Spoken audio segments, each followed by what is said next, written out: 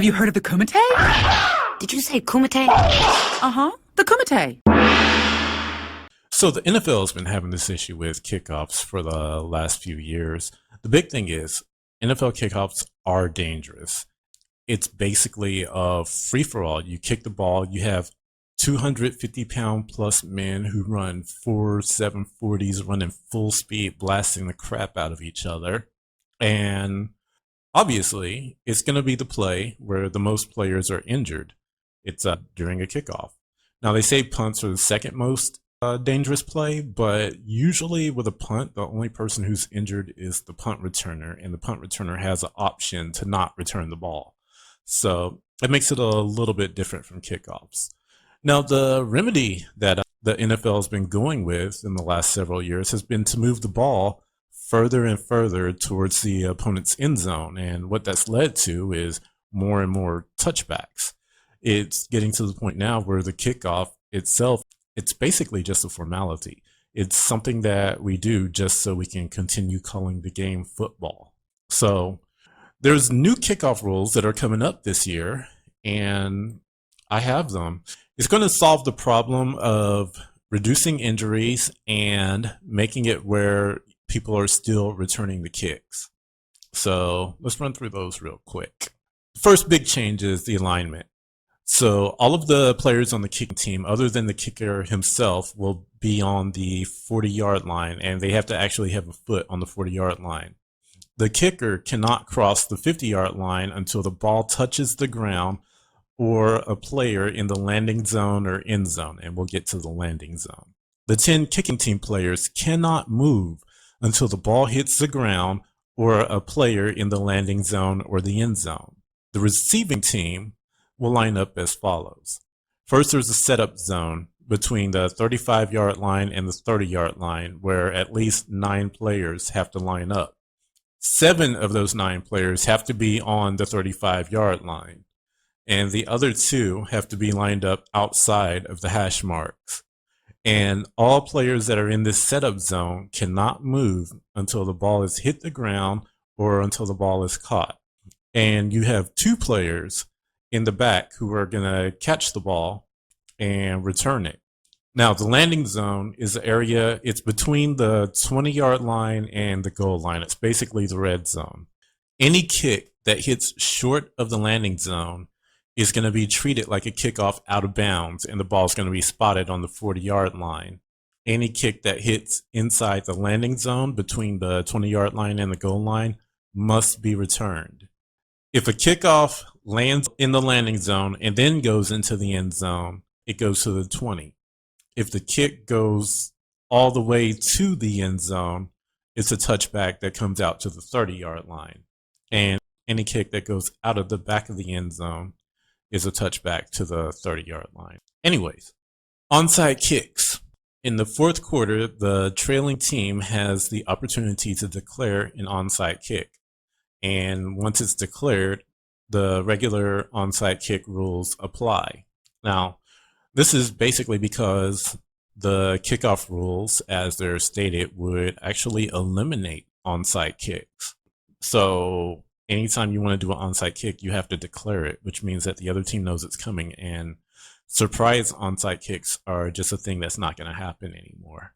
So anyways, those are the rule changes for the NFL, and they're okay. I think they could be better. I've had a solution, an idea for a solution for a very long time.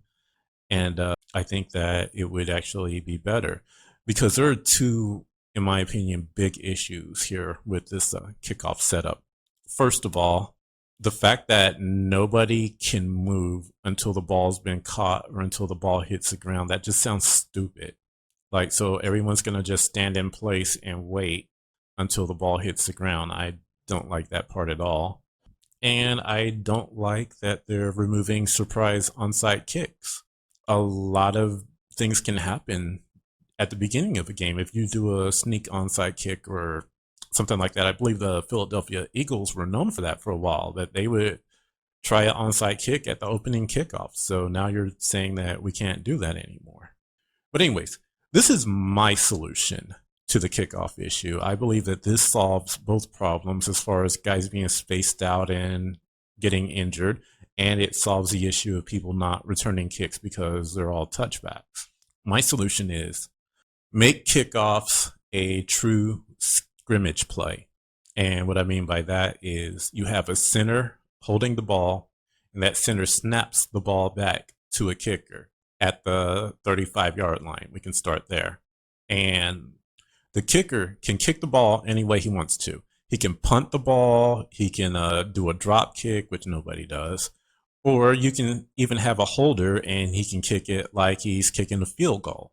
On the other hand, the return team can rush the kick and even try to block it because the play is going to start at the snap instead of at the kick.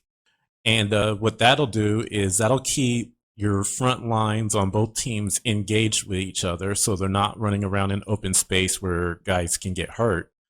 And it gives the return team an opportunity to make a play. They can move right away when the ball snapped and not stand there and wait for it to hit the ground. And it forces your kicking team to actually block and defend. So they can't just tee off and go for the guy returning the ball. So really, this solves both problems.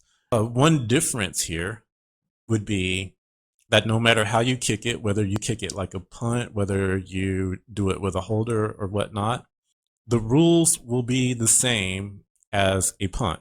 The kicking team cannot recover the ball until it's been touched by a return player.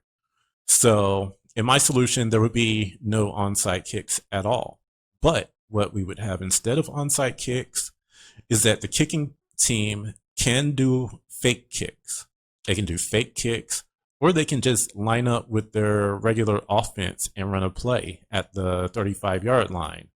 And if they're able to run a play and make it to the 50-yard line, it'll be 15 yards. They can get a first down and they can get possession of the ball. And I think that if you do that, you still have that element of at any given moment, the kicking team can try to keep possession of the ball. You are still reducing injuries to the players because you're keeping the players closer together. They're not being spaced out. And your returns are still going to happen because you'll have more space for your return man, and your return man will have the option to fair catch. He doesn't necessarily have to return the ball if he catches it in front of the goal line. And touchback rules are the same. Oh yeah, and touchbacks always come out to the 20-yard line. We're going to cut that 30-yard line crap out. But that's the way I would do it. And if you have a different idea, feel free to drop that in the comments. But until next time, I'm out. All right, that's a wrap for this edition of the Kumite. If you enjoyed this content, please show some love. Don't forget to like and subscribe, and I will see you next time.